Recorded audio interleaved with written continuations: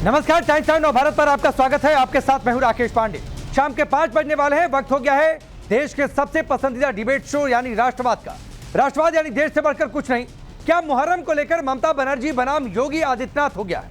क्या तुष्टीकरण की राजनीति के लिए ममता बनर्जी ने मुहर्रम पर खास आदेश दे दिया है? सवाल यह भी है कि यूपी में मुहर्रम पर हथियार लहराने पर योगी सरकार के फैसले पर कौन क्या कह रहा है? ममता बनर्जी ने मुहर्रम को लेकर बड़ा फैसला दिया है। ममता ने मुहर्रम के जुलूस के लिए अलग से कॉरिडोर बनाने का फैसला किया है। ममता बनर्जी का कहना है कि यह संवेदनशील मसला है, सेंसिटिव मामला है। लेकिन सवाल उठ रहे हैं कि ममता बनर्जी जो रामनवमी पर दंगे की बात करती थी, उन्हें सिर्फ मुहर्रम और ईद की चिंता क्यों है? पहले भी इस तरीके के फैसले ले चुकी हैं, लेकिन सबसे पहले सुनिए कि ममता बनर्जी ने कहा क्या। মহরমে যেন কোনো দুর্ঘটনা না ঘটে নজর রাখবেন।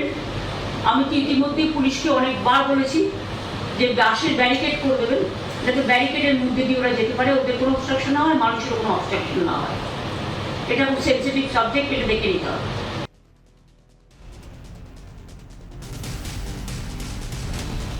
ममता बनर्जी के बयान को आपने सुना। ममता बनर्जी पहले भी विजयदशमी के दिन मुहर्रम पड़ जाए, दुर्गा मूर्ति विसर्जन पर रोक लगाने का फैसला ले चुके हैं, लेकिन तब कोर्ट ने उन्हें लताड़ लगाई थी इस फैसले की। ममता बनर्जी के बयान पर बीजेपी आरोप लगा रही है कि ममता बनर्जी तुष्टीकरण की सियासत कर रही है। दूसरी तरफ जेडीयू का कहना है कि सभी धर्मों के लिए एक जैसा फैसला होना चाहिए। सुनिए। फिर मैं संविधान का जिक्र करना चाहता हूं, जिसमें सभी धर्म के मानने वाले लोगों को संपूर्ण आज़ादी दी गई है अपने अपने तरीके से धर्म का पालन करने की। लेकिन राज्य सरकारें इसकी व्याख्या अपने अपने तरीके से करती हैं। जैसे उत्तर प्रदेश में अब कांवड़ यात्रा शुरू हो रही है, उसके लिए अलग कॉरिडोर बना है, उस पर पुष्प वर्षा होगी। उसी की तर्ज पर ममता बनर्जी मुहर्रम के लोगों के लिए अलग से कॉरिडोर बना करके रास्ता निकाल रही हैं। तो मैं चाहता हूं कि कानून की व्याख्या जब हुई है कि सभी धर्मों के लिए एक जैसा नियम हो, तो किसी भी सरकार को उसका उल्लंघन करने की इजाज़त नहीं देनी चाहिए। लिहाजा राज्य सरकारें सुनिश्चित करें कि नियम और कानून सब धर्मों के लिए एक जैसे। ममता बनर्जी के फैसले के बाद सवाल उठ रहे हैं कि त्योहारों को लेकर ममता का डबल स्टैंडर्ड क्यों है? ममता बनर्जी को सिर्फ ईद और मुहर्रम की चिंता क्यों होती है? क्या वोट के लिए तुष्टीकरण को बढ़ावा दे रही क्योंकि रामनवमी आती है तो वो ये कहती है कि वो आएंगे दंगा करेंगे? इस तरीके का बयान खुद ममता बनर्जी देती है। क्या इंडी गठबंधन ममता के फैसले का समर्थन करता है, जहां पर वो सिर्फ और सिर्फ जो बेहतर फैसले होते हैं वो एक खास समुदाय के लिए होते हैं? तो ये सवाल पूछे जाएंगे। उधर यूपी में योगी आदित्यनाथ सरकार ने भी मुहर्रम पर बड़ा फैसला लिया है। योगी सरकार ने आदेश दिया है कि मुहर्रम का जुलूस शांति से निकाला जाए, किसी तरीके की कोई समस्या ना हो। योगी सरकार ने जुलूस के दौरान तलवार और हथियार लहराने पर रोक लगाई है, यानी हथियारों का प्रदर्शन नहीं होगा, शांति से जुलूस निकालिए, कोई आपको बाधा भी नहीं करेगा। योगी सरकार के इस फैसले के बाद समाजवादी पार्टी ने सवाल उठाए हैं। सुनिए। देखिए, पाबंदी अगर है तो सब पे बराबर की होनी चाहिए। सारे वर्गों के धार्मिक जुलूसों पे अस्त्र शस्त्र प्रदर्शन की पाबंदी हो, कोई एतराज नहीं है। लेकिन मैं पूछता हूँ इसकी ज़रूरत क्या है? पिछले 200-300 सालों से तो ये काम होता चला आया है। अस्त्र शस्त्र लोग दिखाते हैं, अपनी कला दिखाते हैं, चला के लाठी डंडा और क्या क्या तलवार वगैरह दिखाते हैं। मैंने संज्ञान में तो नहीं है कि आज तक कोई किसी एक आदमी की भी उससे मौत हुई हो। तो इसमें रोकने की ज़रूरत क्या है? और अगर फिर भी रोका है तो ईमानदारी से सब पे लागू होना चाहिए। ऐसा नहीं होना चाहिए कि जैसे हमने देखा है कि अब इतने हैवी डीजे लेके लोग चलते हैं कि लोगों के दिल धड़कने लगते हैं, खिड़कियां झनझनाने लगती हैं, गाड़ी के अंदर वाइब्रेशन आते हैं, कार के अंदर। तो ये बयान आपने सुने हैं। चलिए आपका परिचय आज के मेहमानों से करवाता हूं। आरपी सिंह जी भारतीय जनता पार्टी के नेता और प्रवक्ता, नाजिया इलाही खान पॉलिटिकल एनालिस्ट के तौर पर, जगदीश शर्मा जी कांग्रेस पार्टी के नेता, नूर अहमद अजहरी अब से थोड़ी देर बाद जुड़ेंगे। मैं जगदीश जी आपसे शुरू करता हूं। आप लोगों का अलायंस, आप लोगों का साथ, अधीर रंजन चौधरी ने तो मोर्चा खोल रखा हुआ है कि ये तो तुष्टीकरण में डूबा हुआ फैसला है। आपकी राय क्या है?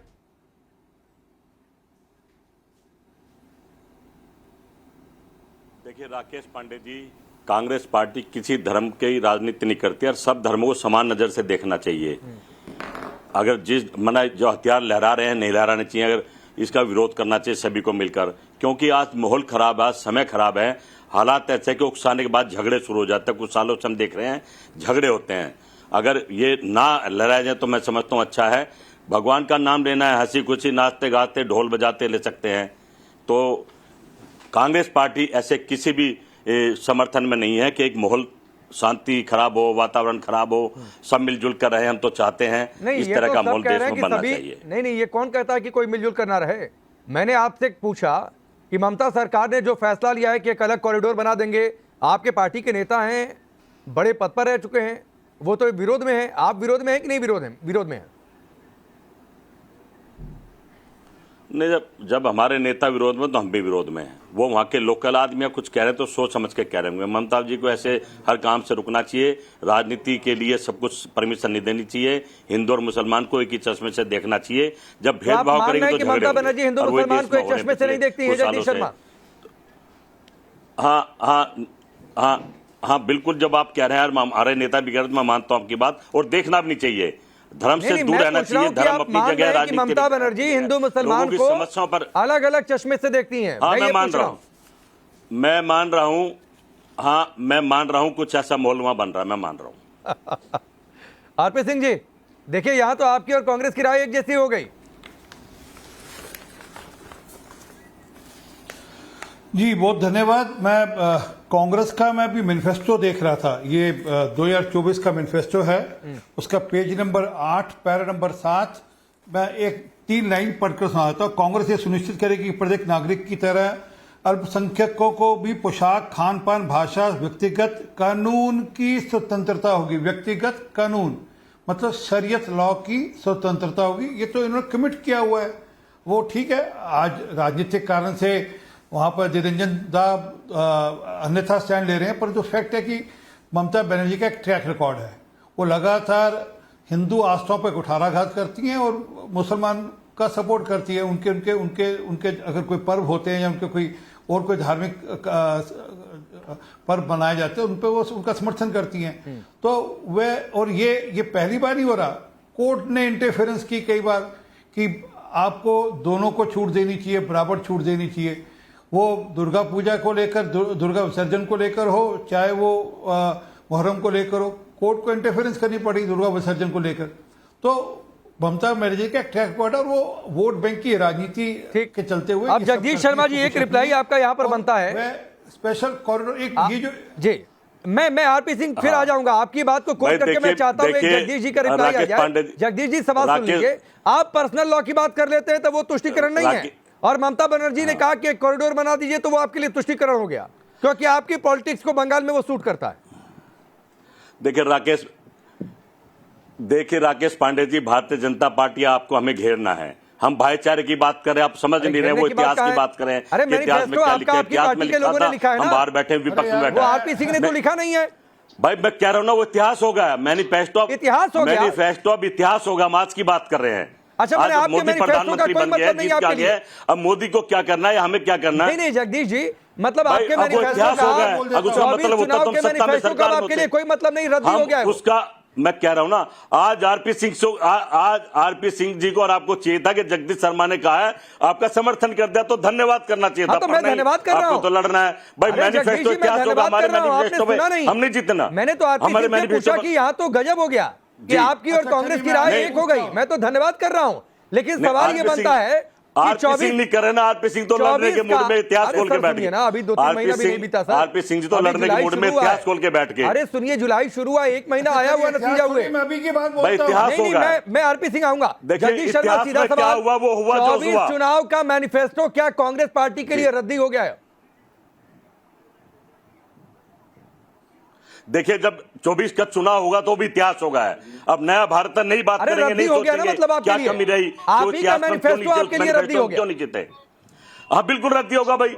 जो समय बीत गया वो सबके लिए रद्दी होगा। इस बात को समझ लेना चाहिए। नई बात करेंगे, नई दिशा में चलेंगे। भारत को बनाने की बात करेंगे, भाईचारे की बात करेंगे। आप मैनिफेस्टो पर काम करेंगे कि रद्दी में डाल दिया अपना मैनिफेस्टो? देखिए, हमने अपने मैनिफेस्टो पर लगातार काम किया। हमने जब राम मंदिर की बात की रही थी 1979 में, तब से लेकर जब तक राम मंदिर नहीं बना, जब तक हमने काम किया उसके लिए। तो इनके लिए रद्दी हो गया, क्योंकि आप यहाँ आरपी सिंह फंस जाएंगे, रुपए हर महिला को आप यहाँ आरपी सिंह फंस जाएंगे। अब उससे भाग रहे हैं, अब उससे भाग रहे हैं। अरे रुकिए ना, अरे सर रुकिए ना, एक मिनट रुकिए सर, एक मिनट। राकेश पांडे जी अब आरपी सिंह फंस गए हैं, और इनका दूसरी बात, मैनिफेस्टो तो आज तक पूरा नहीं हुआ। कौन लोग हैं राकेश पांडे, ये अच्छा, कौन बोलिए, लोग हैं जो सदन के अंदर कहते हैं कि हिंदू हिंसक हैं, हिंदुओं को हिंसक बताने वाली पार्टी? ये तो अपने मैनिफेस्टो को आगे बढ़ा रहे हैं। कहां खत्म हो गया कूड़े की टोकरी? ये तो उसी को आगे बढ़ा रहे हैं। जब हिंदू हिंसक की बात करते हैं तो क्या करते हैं, क्या सोचकर करते हैं? तो वो मानसिकता वही है, वो ठीक है। अच्छा, मैं जगदीश जी, मुझे थोड़ा सा समय दीजिए, मैं आऊंगा। संजय चक्रवर्ती जी जुड़ चुके हैं, टीएमसी के नेता हैं, और सबसे पहले उनकी राय। एक सेकंड अच्छा, बोल लीजिए पहले, फिर मैं संजय जी आ रहा हूं। बोलिए। बस जब आप मैनिफेस्टो की बात करें तो आरपी सिंह जो बता देता हूं, मोदी की गारंटी सब हवाई थी। एक भी इनके मैनिफेस्टो की बात मैनिफेस्टो में महंगाई को लेकर, किसान को लेकर, जवान को लेकर, आपके लिए आपकी पार्टी का मैनिफेस्टो। अरे भाई, राम मंदिर तो कोर्ट ने बना दिया। आरपी सिंह से भी भाई, पूछा मोदी जी ने कहा बना दिया पार्टी का मैनिफेस्टो भी उनके लिए रद्दी हो गया, या वो लोग उसी पर काम करेंगे? सुप्रीम कोर्ट ने बना दिया भाई, इन्होंने कहा बना दिया। राम मंदिर देश की जनता ने और सुप्रीम कोर्ट ने बना दिया। पैसे जनता आपकी पार्टी के मैनिफेस्टो में था राम मंदिर? इनका कोई रोल नहीं। आपकी पार्टी के मैनिफेस्टो में था राम मंदिर? हमारे में नहीं था। नहीं था ना, उनके में था। हमारे में नहीं था। अरे उनके में था, राजनीति नहीं करते, हमारे में उनके में था भाई, की बात थी, जगदीश जी, उनके में था मैनिफेस्टो में राम मंदिर की बात थी। ठीक है, चलिए, हमारे में, इसीलिए आप राम मंदिर के खिलाफ रहते हैं। इन्होंने नहीं बनाया, राकेश पांडे जी इन्होंने नहीं बनाया। अभी पढ़कर सुनाया कि ये शरीयत लॉ की बात कर रहे थे। खिलाफ नहीं है इनकी नीति। अरे शरीयत लॉ की बात कौन कर रहा था? यही तो फर्क है। आप शरीयत की बात कर रहे थे, आप राम मंदिर। मैं आता हूं आरपी सिंह, आता हूं संजय चक्रवर्ती। मैं राम मंदिर पर डिबेट नहीं कर रहा हूं सर, देश उससे बहुत आगे निकल चुका है। राम मंदिर बनकर तैयार भी है, लाखों करोड़ भक्त दर्शन भी रोज कर रहे हैं, आप लोग भी चले जाइए। खैर, संजय चक्रवर्ती, सवाल बहुत सीधा सा है कि सिर्फ एक धर्म के लिए ममता सरकार फैसले ले रही है, दूसरे धर्मों की कोई चिंता नहीं, इतना तुष्टीकरण? ये आपसे किसने कहा कि एक धर्म के लिए फैसला ले रही है? क्यों आप रामनवमी पर दंगे की बात करने लगे? आप विजयदशमी के दिन दुर्गा मूर्ति विसर्जन पर रोक, विजयदशमी के दिन मुहर्रम पड़ जाए, आप दुर्गा मूर्ति विसर्जन पर रोक लगा दें, कोर्ट ये लताड़ लगाने के लिए मजबूर हो जाए कि ये तो मनमाना फैसला है। और अब देखिए, मुहर्रम के लिए एक अलग से कॉरिडोर आपने बनाया। तो बीजेपी तो कह रही है कि ये, और बीजेपी के अधीर रंजन चौधरी कह रहे हैं कि ये गलत फैसला है, तुष्टीकरण वाला फैसला है। देखिए, जो कानून व्यवस्था के लिए सही होगा वो फैसला सरकार को लेना चाहिए। जैसा जिस तरीके से मुलायम सिंह यादव ने जब कार सेवकों के ऊपर जो गोलियां सरकार ने चलवाई थी, तो वो सुप्रीम कोर्ट के लिए चलवाई थी। तो सुप्रीम कोर्ट में उन्होंने हलफनामा दिया हुआ था कि वहां पे कोई परिंदा भी पर नहीं मारेगा। तो सुप्रीम कोर्ट ने कहा था गोली चला दो। में कोई बैठ, सुन लीजिए सर, सुप्रीम कोर्ट ने कहा था गोली चला दो, या कानून व्यवस्था मेंटेन करने का तरीका गोली चलाना होता है? अरे पूरी बात सुनेंगे नहीं ना, मैं एक बात की बात बता रहा हूँ, चीज नहीं तो सर, एक बात की बात मत बताइए इतने सेंसिटिव मसले पर। सर, गोली चली थी, कई कार सेवक मर गए थे, तो इतना बहुत सेंसिटिव मसला है तो एक बात मत बताइए, बोलिए सर। पहले बोलने देंगे तो आप, मैं जैसे बोलता हूँ आप बीच में बोल, नहीं बोलिए सर, लेकिन कुछ बात जब गलत आ जाती है ना सर, तो बोलना पड़ता है बीच में, मैं नहीं चाहता हूँ, बोलिए। सुप्रीम कोर्ट के फैसले के अनुसार वो केवल कानून की रखवाली कर दी। जब सरकार फैसला लेती है, विपक्ष का काम होता है उसके खिलाफ जो है कुछ ना कुछ अपनी हिसाब से जो है उसको मनगढ़ंत कहानी बनाते हैं। जैसे अभी बीजेपी के लीडर बना रहे थे कि हिंदू विरोधी बोला गया, जबकि ऐसा कहा ही नहीं गया। इनको हिंदुओं का ठेकेदार बताया गया था। आरएसएस को, बीजेपी को, मोदी को हिंदुओं का ठेकेदार बताया गया था। अरे सर छोड़िए ना, कांग्रेस ने क्या कहा, आरएसएस ने क्या कहा, आप बताइए ना सर। आप टीएमसी के नेता हैं, आप ममता सरकार के फैसले पर बोलिए। आपका ट्रैक रिकॉर्ड, मैं संजय चक्रवर्ती जी, आपका ट्रैक रिकॉर्ड जुलाई 2024, जब हम आज चर्चा कर रहे हैं, सुन लीजिए सर, और दर्शकों को जानना जरूरी है, जरा वो ग्राफिक्स भी चला दीजिए। मुहर्रम के लिए अलग कॉरिडोर आप बनाएंगे। अक्टूबर 2015 मुहर्रम के चलते विजयदशमी के दिन दुर्गा विसर्जन पर रोक थी, कोर्ट ने कहा कि मनमाना फैसला है आपका, यह फैसला गलत है। अक्टूबर 2016 मुहर्रम के चलते दुर्गा पूजा विसर्जन पर रोक थी। जनवरी 2017 पाठ्य पुस्तकों में रामधेनु के स्थान पर रंगधेनु शब्द का आपने इस्तेमाल किया। 14 जनवरी 2017 मकर संक्रांति में आरएसएस की सभा पर रोक थी। 2017 में विद्या भारती स्कूल बंद करने का फैसला लेते हैं। 2018 में आरएसएस के 125 स्कूल को बंद कर देते हैं। 2019 में 30 मई 24 परगना में ममता के काफिले के आगे नारे लगे। ममता बनर्जी के काफिले के आगे नारे थे जय श्री राम के। 7 लोग कस्टडी में ले लिए गए। जय श्री राम का कोई नारा लगाए तो जेल में डाल देंगे। 2021 में नेताजी की जयंती कार्यक्रम में जय श्री राम लागे नारे लगे तो ममता बनर्जी भड़क गई। प्रधानमंत्री भी उस कार्यक्रम में मौजूद थे। तो सर, आपका ट्रैक रिकॉर्ड है कि आप तुष्टिकरण वाले फैसले लेते हैं। आपको सिर्फ एक समुदाय का वोट बैंक चाहिए। संजय चक्रवर्ती, राकेश जी आप बात बोल दिया सर। इसमें अब मैं आ जाऊंगा, आप उसे पूरा कर दीजिएगा। आरपी सिंह, पहले संजय चक्रवर्ती को जवाब देने दीजिए। बंगाल मुस्लिम मैं उस पे आ जाऊं। राष्ट्र है। देखिए, पहली चीज तो ये है कि अगर हम तुष्टीकरण की राजनीति कर रहे होते तो बीजेपी को अभी हाल ही में पटकनी दी है, महीना पूरा नहीं हुआ है। और जो है ये नारे लगा रहे थे ना 32 से 35 सीटें लेकर के आएंगे, 12 में आके ये अटक गया। अरे नहीं सर, वो चुनावी नतीजे की बात मत करिए। तुष्टीकरण की राजनीति नहीं संजय करते। चक्रवर्ती, 2 दिन से तस्वीरें आ रही हैं, महिलाएं किस तरीके से पिट रही हैं। आपकी पार्टी के विधायक कह रहे हैं कि इस्लामिक राष्ट्र वाला सजा दिया गया है। सर सवाल क्या है सर, उसके ऊपर नोटिस जारी कर दिया गया है ऑलरेडी। जो जिसने भी नोटिस कहा जारी उसको कर देने नोटिस से कुछ दिया हो गया। जाता है? क्यों नहीं होता है?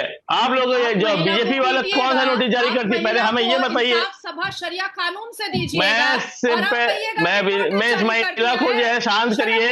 इनका काम है हमेशा बीच में बोलना, हर टॉपिक में बीच में बोलना, हर डिबेट में बीच में बोलना। अरे सुनने की हिम्मत रखिए। कहीं पे आप जो है बीजेपी नेता बनकर बैठती है, यहाँ पे राजनीतिक विशेषज्ञ बनकर बैठ गई हैं। आपका खुद का ही कैरेक्टर पता नहीं चलता, आप कहाँ पे क्या बनती है। कहीं पे आप बीजेपी के नेता हैं, कहीं पे आप जो है कहीं पे बीजेपी के प्रवक्ता बन के बैठती हैं। आज यहाँ पे आप जो है अरे आप लोग जो है आप पहले से खुद का ठीक करिए, खुद सही अपने आप को सही करिए। आप हैं कौन? आप हैं कौन? पहले तो ये सही करिए। आप पहले ये सही करिए कि आप हैं कौन? आप बीजेपी के नेता हैं। एक मिनट, थोड़ा शब्दों का ध्यान रखिए, थोड़ा शब्दों का ध्यान रखिए। और संजय चक्रवर्ती आप भी सुनिए। संजय चक्रवर्ती, महिलाएं पिट गई सर बंगाल में। यहां पर एक महिला पैनल पर है, बोल तो लेने दीजिए। पहले संजय चक्रवर्ती अपनी बात पूरी करिए, फिर नाजिया आपके पास आऊंगा और फिर अजहरी साहब आपके पास। नाजिया जी जो है बीजेपी की एक प्रवक्ता है, अलग अलग चैनलों में डिबेट कर सकती है। मैंने नहीं देखा है भाई कभी बीजेपी की प्रवक्ता के तौर पर बैठते हुए नाजिया इलाही को मैंने नहीं देखा है, और ना मेरे कभी कार्यक्रम में बैठी है। और मैं एक पार्टी से दो प्रवक्ता नहीं बुलाता। दो प्रवक्ता है यहाँ पे बैठे हुए बीजेपी के। चलिए सर, आप अपनी बात रखिए। बीजेपी के 2 प्रवक्ता छोड़ दीजिए, कबूल कर ले। आप बताइए ना आपकी। अरे सर संजय चक्रवर्ती, आपके अरे सुनिए सर, आपके यहाँ शरिया सभा की तरह महिलाओं को सजा दे दी जाए, ये चल जाएगा? क्योंकि कानून कोई नहीं मानेगा। सरेआम महिलाओं को पीट दिया जाएगा और आपकी पार्टी के विधायक तस्दीक करेंगे क्योंकि इस्लामिक कानून के हिसाब से होता है तो कर दिया। पहली बात तो ये है कि दोनों को अरेस्ट कर दिया गया है, अरेस्ट किया गया है दोनों को। लेकिन मैं फिर आपसे पूछता हूँ कि मध्य प्रदेश के अंदर 7 दिन पहले जो है। अरे मध्य प्रदेश मत जाइए, बंगाल पर बातचीत करिए। मध्य प्रदेश में आपका शासन नहीं है। क्यों नहीं जाए? मध्य प्रदेश में आपका शासन नहीं है। मध्य प्रदेश देश के अंदर आता है, वहां बिल्कुल आता है ना। तो बंगाल भी इसी देश के अंदर है और इस देश में, और सुनिए बंगाल भी इसी देश में है संजय चक्रवर्ती, और इस देश के किसी भी हिस्से में इस्लामिक कानून नहीं लागू है। ये बात आप समझिए। महिला है या नहीं? यहाँ पे तो बाकायदा इस तरीके से बोला जाता है कि हमारे को वोट दिया। अभी मैं देख रहा था कि मुझे वोट दिया, जिसने वोट नहीं दिया उसको हम देख लेंगे। इस तरीके से चैलेंज दिया जा रहा है इनके सांसद के ऊपर से। ठीक है संजय चक्रवर्ती, आपकी पार्टी की सुप्रीमो ने धमकी दी थी सरेआम कि जय श्री राम का नारा लगाने वालों को जेल में डाल दिया गया था। आप क्या बात कर रहे हैं? पहली बात यह है कि जय श्री राम का नारा राजनीतिक मंचों पे नहीं लगता। अच्छा, तो आप जेल में डाल देंगे? राजनीतिक और जिनको जेल में डाला गया था वो सड़क के किनारे खड़े थे, आप जेल में डाल देंगे? ध्रुवीकरण जेल में डाल देंगे? नहीं, आप ध्रुवीकरण करेंगे। अच्छा, आप जो है भगवान को सड़क पे ले जाकर के राजनीतिक रूप से ध्रुवीकरण करने की कोशिश करेंगे। गजब, नहीं बहुत सही। अब नाजिया इलाही आप आइए, नाजिया इलाही आप आइए, फिर अजहरी जी आधा मिनट दीजिए, मैं सर आ रहा हूँ। ठीक है सर, नहीं ठीक है। अच्छा, नाजिया इलाही पश्चिम बंगाल में संजय चक्रवर्ती ताल ठोक कर कह रहे हैं कि जय श्री राम का नारा लगाओगे तो जेल में जाकर अयोध्या जाए जिसको जय श्री राम का नारा लगाना है। यहाँ तो इस्लामिक कानून चलेगा बंगाल में, ये कहना चाहते हैं संजय चक्रवर्ती। नाजिया इलाही, अब सुनिए सर नाजिया को। राकेश जी, ये बात सबको पता है कि पश्चिम बंगाल में तालिबानी मुस्लिम शरिया कल्चर ऑलरेडी इम्प्लीमेंट हो चुका है। हमीदुल रहमान साहब जो टीएमसी के विधायक हैं, उन्होंने साफ लफ्जों में कह दिया है और सारे मीडिया चैनल को कि जहां शरिया कानून माना जाता है, जहां शरिया कानून चलता है, वहां ऐसी इंसाफ सभा शरिया के हिसाब से लगाई जाती है। ममता बनर्जी साहिबा के आसपास में वही नेता मंत्री बहुत सक्सेसफुल होते हैं पॉलिटिकल करियर में, जो हिंदू देवी देवताओं को मलाइन करते हैं, बेइज्जत करते हैं और डिफेम करते हैं। देखिए, महुआ मोइत्रो ने गॉडेस काली को बेइज्जत किया था और तो उनको दोबारा फिर से नॉमिनेशन में दिया गया लोकसभा के लिए। शाइनी घोष ने शिवलिंग भगवान जी के सर पर कॉन्डम पहनाया था, आई एम सॉरी टू से, पर ऐसा किया था। आज शाइनी घोष कहां पर है? पार्लियामेंट के अंदर है। ममता बनर्जी 2019 के इलेक्शन के बाद जब भी कोई जय श्री राम का नारा लेता था तो वो सीधा कहती थी रामेर नाम नीबी जेले पाठाबो। उन्होंने मतलब राम का नाम लोगे तो जेल सीधा भेजा जाएगा। उन्होंने मुसलमानों को ड्यूरिंग इलेक्शन सभा में कहा था, इलेक्शन कैंपेनिंग के, कि अल्लाह कभी माफ नहीं करेगा अगर भारतीय जनता पार्टी को वोट करोगे। आप सोचिए कि जिस हिसाब से ममता बनर्जी ने मुस्लिम तुष्टीकरण की राजनीति का आगाज किया है, रेमेशन ग्राउंड पे नासिर खान बलात्कार करता है क्रिश्चियन लड़की का और आराम से छूट जाता है और आराम से वो अपनी लैविश लाइफ जी रहा है, पर ममता बनर्जी उस बारे में कुछ नहीं कहेंगी। कांग्रेस के प्रवक्ता यहाँ पर बैठे हैं, राहुल गांधी जी बार बार मणिपुर जा रहे हैं, जरा कूच बिहार आना चाहिए प्रियंका वाड्रा को। यहाँ पर भी तो मुसलमान बेटी है, उसका 2 किलोमीटर न्यूड परेड हुआ है।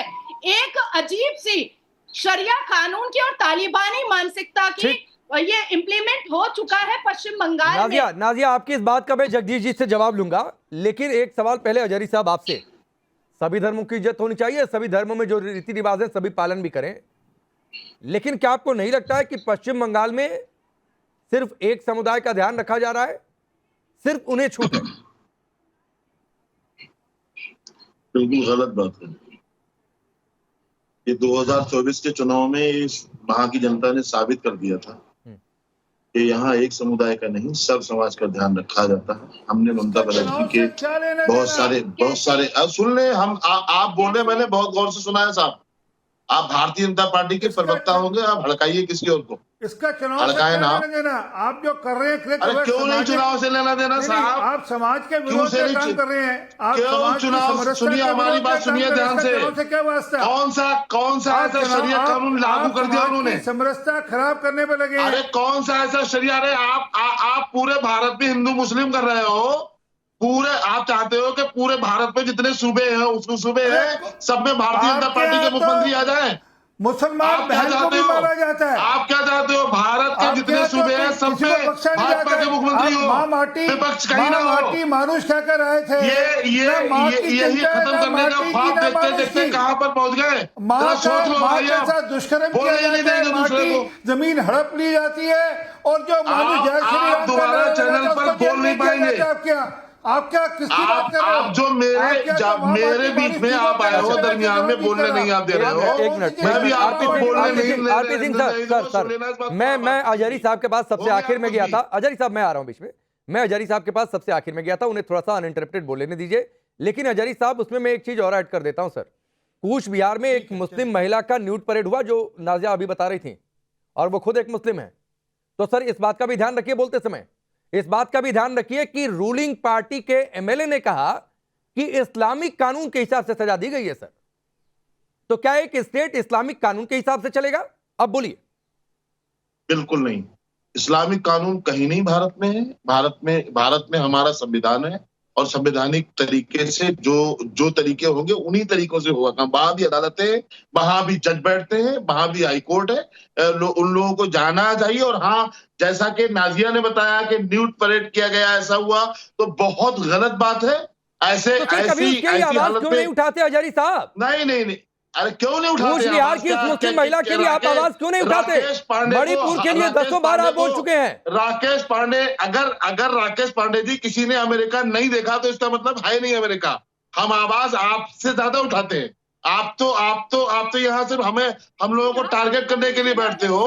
हम मुस्लिम महिला की आवाज उठा रहा हूं तो आपको मैं टारगेट कर रहा हूं। हम अपनी कौम की आवाज हैं और हम अपनी कौम की आवाज उठाते रहेंगे। हम अपने देश के लिए बोलते रहेंगे। ठीक है। कोई नहीं रोक पाएगा हमें। सुनिए, आप बोलते हैं ना अजहरी साहब, मैं आपको 30 सेकंड अनइंटरप्टेड देता हूं, और अगर आपके सामने स्क्रीन होगा कहीं से तो देखिए, ये जो तस्वीरें चल रही हैं महिलाओं की जैसे पिटाई हो रही है, तर्क वही है कि शरिया वाली अदालत लगा लिया, कोर्ट जाना नहीं है, रूलिंग पार्टी का एमएलए कह रहा है इस्लामिक कानून के हिसाब से। तो बोलिए ना सर कि बंगाल में संविधान की धज्जियां उड़ाई गई। राकेश जी आप लोग शरीयत को बदनाम क्यों मतलब करते हो? नहीं, मैं थोड़ी नहीं बदनाम कर रहा हूं भाई, मैं क्यों बदनाम करूंगा? मैं तो कोर्ट कर रहा हूं। ये तो जुल्म है। अरे मैं कोर्ट कर रहा हूं, हजारी साहब कोर्ट कर रहा हूं, के खिलाफ जिहाद करने का हुक्म दिया है शरीयत ने। मैं कोर्ट कर रहा हूं, टीएमसी के एमएलए को कोर्ट कर रहा हूं, मैं किसी को बदनाम नहीं कर रहा हूं। टीएमसी का एमएलए कौन है? मुस्लिम समाज का मुफ्ती है, आलिम है, कौन है वो? मुस्लिम ही है। अरे होगा मुफ्ती, मत पता हमारा। तो बोलिए ना, चलिए हजारी साहब अब बोलिए, अगर वो पश्चिम बंगाल में, सुनिए सर, मैं जगदीश जी सुनिए ना, अब बोलिए कि पश्चिम बंगाल में संविधान की धज्जियां उड़ाई गई हैं पिछले दिनों में जो कुछ हुआ।